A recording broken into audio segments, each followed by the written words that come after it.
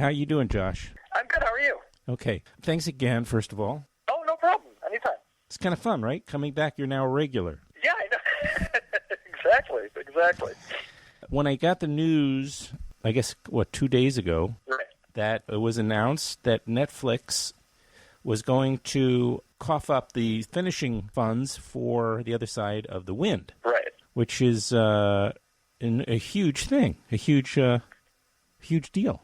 Yeah, I mean, it brings 32 to 47-year-old two separate sagas to hopefully a conclusion, which is pretty amazing. I think a lot of people never imagined that this would ever come to pass. It's been such a difficult project, both during Welles' life and then again, since he passed away, is a whole other story. Right. It's the film, and what was the other saga? Well, the two stories are, the saga of making the film and trying to get it finished while Welles was alive, and then there's really, the saga of everything that's happened since he passed away, because, when he passed away, the film was still impounded by the French government. Right. In this dispute he was having with his backers, and so many people and so many, Showtime tried to get it finished at one point and made a big effort towards that, I think, in like the late 90s. And that didn't work out. And, and all kinds of people have been involved over the years, and it gets close, and then it's just always falling apart. So what did... Go ahead, I'm sorry. Mm-hmm. No, go ahead. And the big thing is it's been sitting in that lab, for like 30-plus years. And even before Welles was dead. And and now it's actually, the film is in Los Angeles, which is like a miracle. It's in Los Angeles? Yeah. I believe that's what I heard, that the film, was shipped. It came out of the lab in Paris, and it's shipped, to. I can't. I'm not 100% sure, but I'm pretty sure it's made its way to Los Angeles already.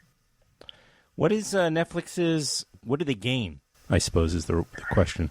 I haven't spoken to anybody there, but I think they gain a couple things. One, it's great publicity, certainly, as you can see, right? This has been, I've been getting, calls. I've been, I've it's great publicity for your. It's great publicity for your book. No, I'm kidding around. Which is for Netflix. Yes, I know. There's stories about this running everywhere, and. I think there are a couple things. I think, as they become a more significant, a huge player in film production, now they're kind of adding this, somewhat prestigious project to their list, in terms of, kind of more historical value. Mm-hmm. And I think that's a big thing. And, and I think that, that says something, I think, about, I don't know if they're going to be doing this all the time, but I think it shows a commitment to doing this type of work and a commitment to, the industry and the history of film. Yeah, no doubt. And, it's definitely a great bit of PR for Netflix and, it's great for their legitimacy and what have you. I don't know, in the film industry anyway, so it sounds like a great move. And finally, it will restore this terrible reputation that Orson Welles has for not finishing his project. So they're also... finally, maybe he'll be able to finally get past that and be appreciated again. Because he was saddled. Right. He was saddled with all that. His reputation was sort of in tatters, and his. Am I right? The last years of his last decade or two of his life was, him trying to brush off this reputation for starting and never finishing myriad projects. Yeah, well, certainly.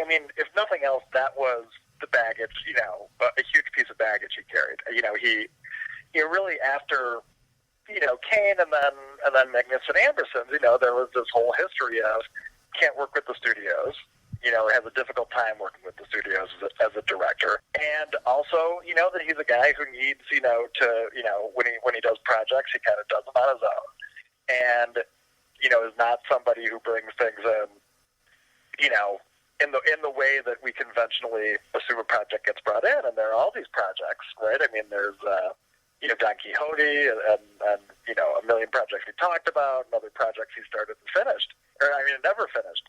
So he kind of got that reputation. I think obviously there were things that didn't get finished. Obviously there were things that were talked about, but I think that whole combination of things brought that about. And I think his biggest problem was, today I don't think he'd have those problems because I think he'd have a good producer. I think he really, never had a real good producer after Kane. And I think he was not a good businessman.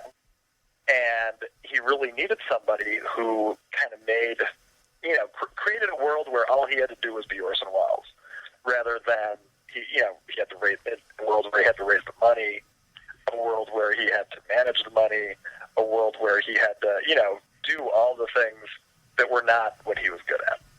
So I think, the real problem, rather than it being kind of, how Welles was constituted, was more that he just, after he and John Houseman had their falling out, I think, after Kane, there was never that person again who really understood how to make it all work for him and just let him do what he was good at. So today, if he was around and he was working with Frank Marshall, obviously who's one of the key people in bringing this project in, I don't think Welles would have those problems. I'm reading about Frank Marshall now because I'm finally catching up with this book, The Devil's Candy, which...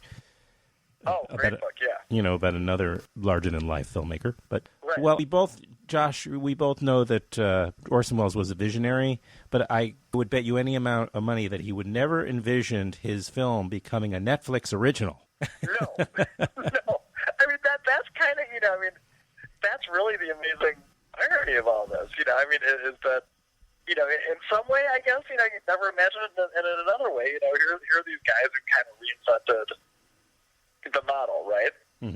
For how films are made and distributed, and all, and with all the changes in the industry, and and then you've got Welles, who in his own way was certainly an enormous visionary who did things differently and brought about a change.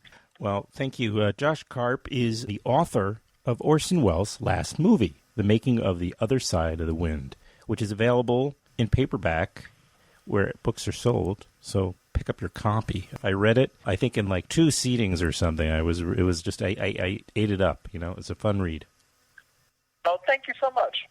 Appreciate it. Not at all. All right, man. I get to it. Talking to you, Adam. Same here. Have Talk a to you good soon. one, and let me know if you need anything else, okay? Okay, I will do. All right, thanks, Adam. Okay, bye-bye now.